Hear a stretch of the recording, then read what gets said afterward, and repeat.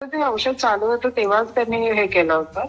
पण आम्ही म्हणजे दोघंही बोलतच होतो त्याविषयी, आणि आम्ही बऱ्यापैकी कमी झाल्यावर आमचं बोलणं झालं की हा म्हणजे तुला इफेक्ट होतोय. म्हणजे डॉक्टरांनी त्यांना सांगितलं होतं की तुम्ही ऑपरेशन्स वगैरे करा म्हणून. पण ते म्हणाले की आपण हे एकदा ट्राय करून बघूया.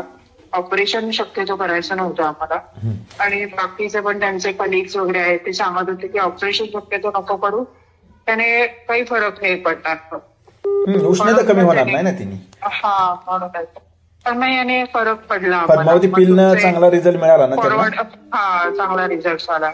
आणि आता तुमचे सगळे व्हॉट्सअप फॉरवर्ड्स येतात ते आम्ही फॉलो म्हणजे चेक बोलतो.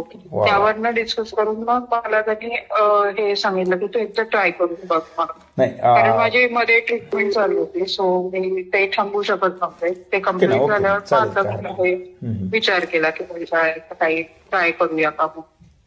नाही, तुम्हाला मी सांगतो ते असं फॉलो करा. तुम्हाला बघा पहिल्याच महिन्यामध्ये रिझल्ट दिसतोय का नाही, शरीरात चांगले चेंजेस तुम्हाला. नक्की नक्की. नमस्कार, तुमचं नाव? माझं नाव सेजल गायकवाड. मॅडम, पद्मावती मेमो हे कशासाठी मागवला होता तुम्ही?